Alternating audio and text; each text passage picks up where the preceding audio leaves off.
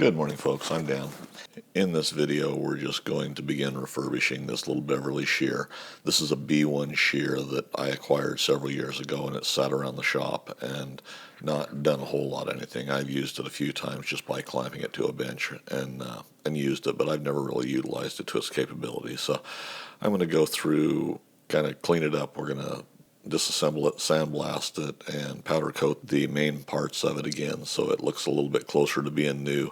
The B1 is the smaller of the shears that Beverly builds. They're still in production. If I'm going to build a new handle for it, I don't really care for the handle. It looks like somebody's replaced it at some point in time or done something there. It's kind of a sloppy fit, so we're going to redo it. All in all, it's in pretty good condition. I don't see any major problems. The blades have been scarfed up a little bit. Somebody tried to cut something that was probably beyond its capacity at some point in time. I'm going to go ahead and build a stand for it when we're all done. I think probably a three-legged stand with wheels on the back, and I can lift the front end of it and wheel it around the shop and get it out of the way when I'm not using it. All in all, I think it'll be a fun little project. We have got all the pieces for this Beverly Shear sandblasted now. We just mask off the places that are going to be mating surfaces that were machined to start with. What I'm going to do is I'll go ahead and powder coat them with the tape on, and then I'll probably peel it off, and as long as we get it peeled off without damage, we'll just bake them on that way. Then probably go back and either scrape or lightly sand off the pieces for where they mate. But there's all 5 pieces that are going to get painted up.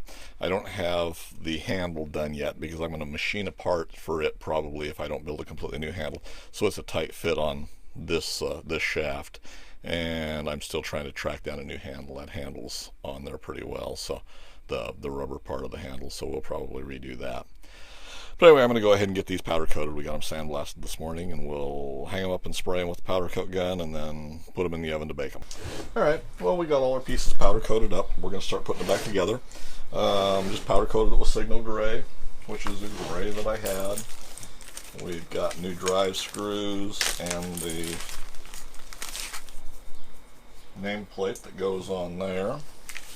Taken and lightly sanded off these bearing surfaces on all the parts just to make sure we had most of the grime and crap off of them and any rust and things like that. And we'll oil it up just with a light grease.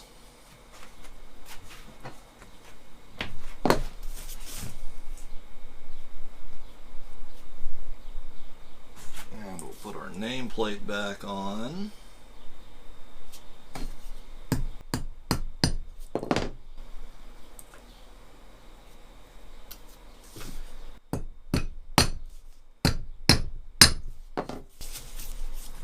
Go.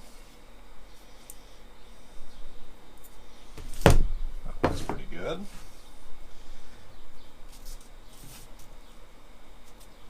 And we sharpened up our blades.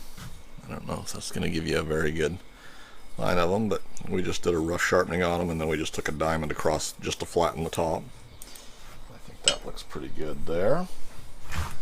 There again, I'm after functional tooling. I don't get nearly as excited about things that are 100% perfect unless they're just a showpiece. We want these to be working pieces of equipment, so I kind of treat them as such, and as long as they're good and functional, that's all I'm really interested in.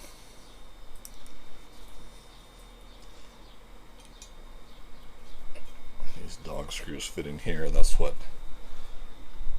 runs the spacing between the 2 blades when we get them set in place.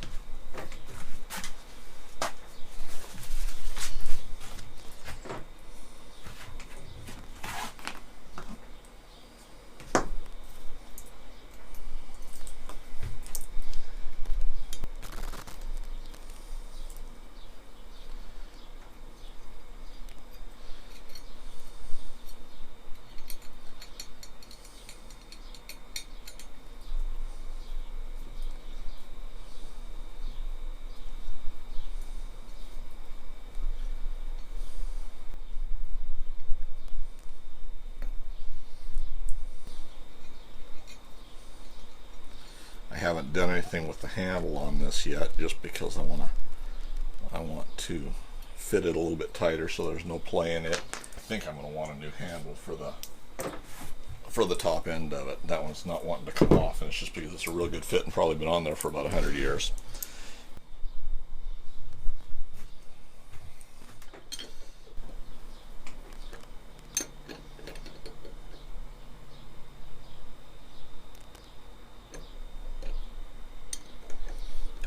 Actually, I believe this is the bolt that probably goes through the handle, maybe. No, guess not.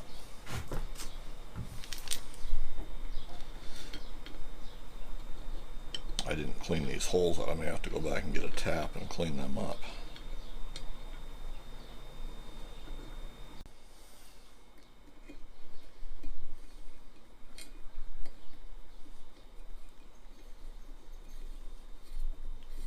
There we go. You get the angle right on it. It goes right in.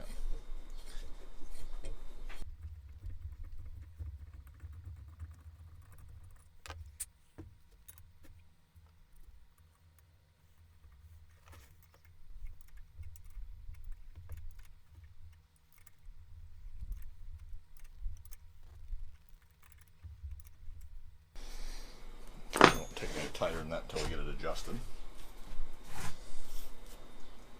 And just a little bit of grease on these screws here.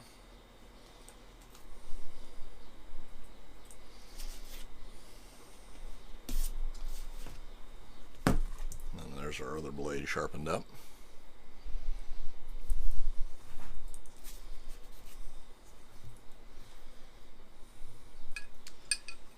Sit on there just like that.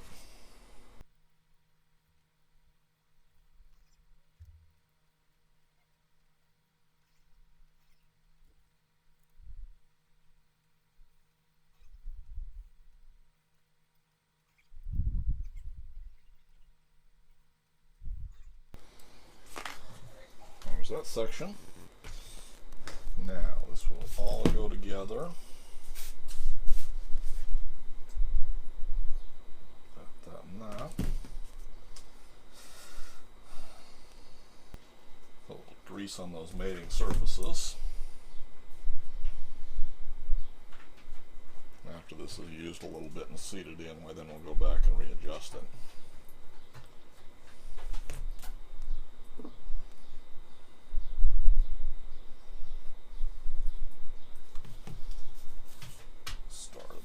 We can go like this.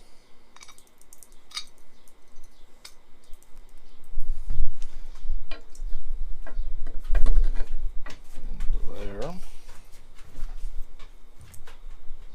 The back side will go on just like that.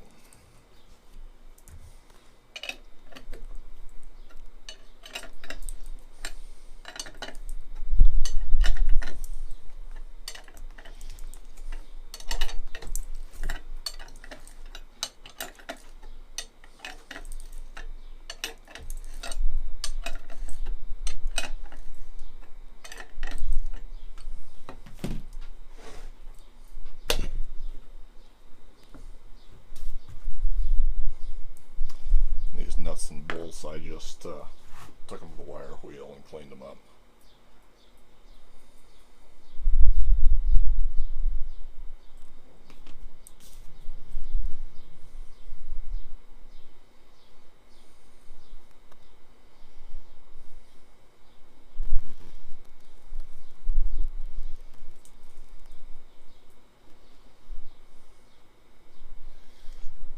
Grease on the teeth.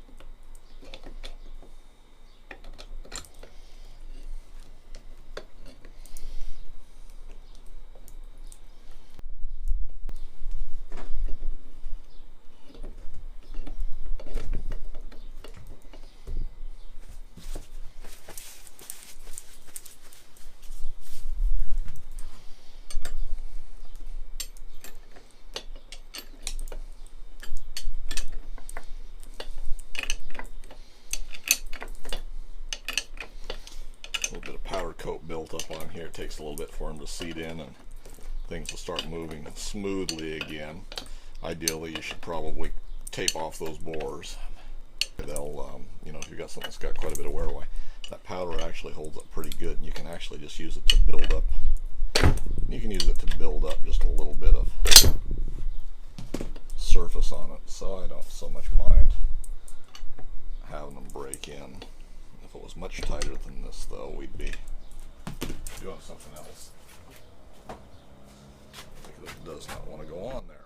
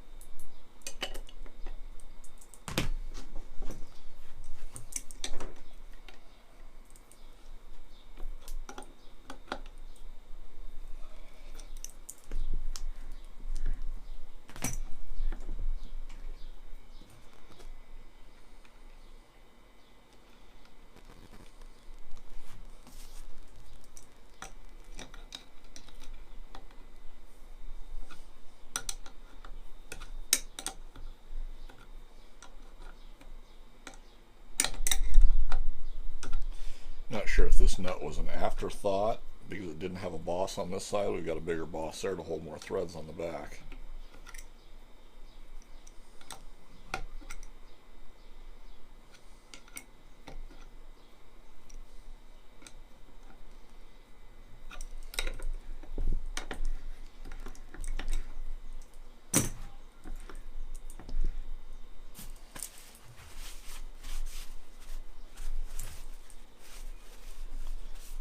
I think just temporarily I am going to stick this handle back on just to, let's see, I don't like all that extra slop. We'll have to do something there to take care of that. But just to operate it a little bit, adjust it.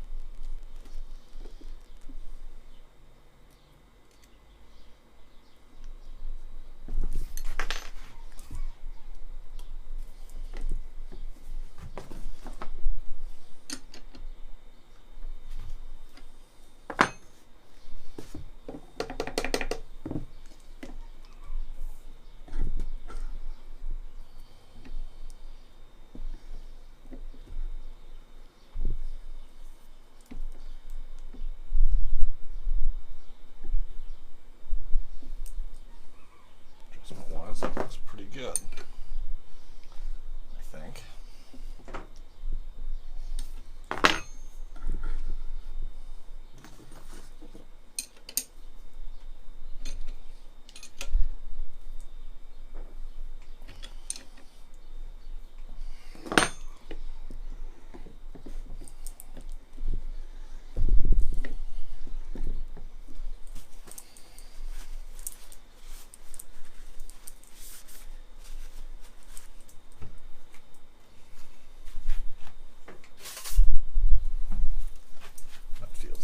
piece of 25 thousandths, I'm guessing.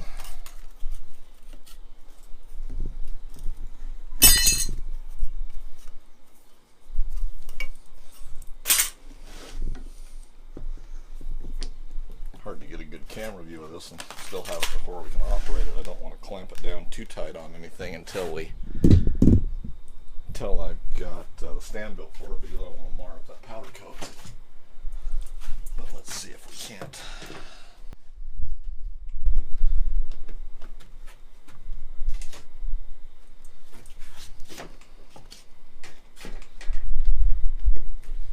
Do a little bit of something with it here.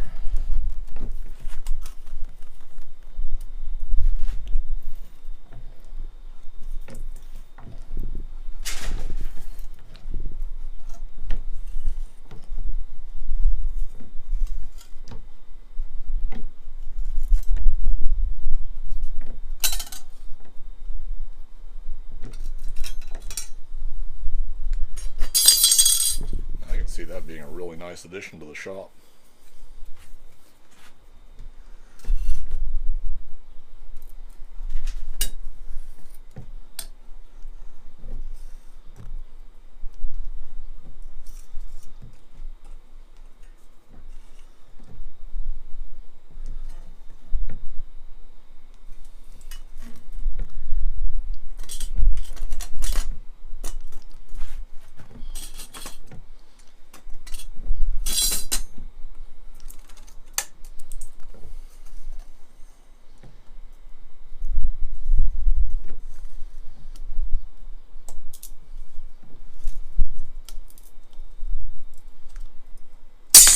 It'll take me a little bit of practice to get a nice smooth cut. I've got a few little doggles along there, but that's just from not using it. If you get it fed into the jaws right, it looks like it'll do a real nice job. So that'll be good for cutting some intricate shapes, that type of thing. I'm real happy with that for what we're going to use it for. So I think the next thing is we're going to lay out how we're going to do the stand. And there again, I'm going to build a three-legged stand for it. Couple of wheels on the back, I think, and handle on the front so I can wheel it around. But anyway, there's what it looks like so far. Cleans up real nice. We'll do a new handle, and this will be one more project done. Thanks for taking the time to watch. If you found these interesting, please subscribe, give me a thumbs up, and share these videos. Thanks for taking the time to watch.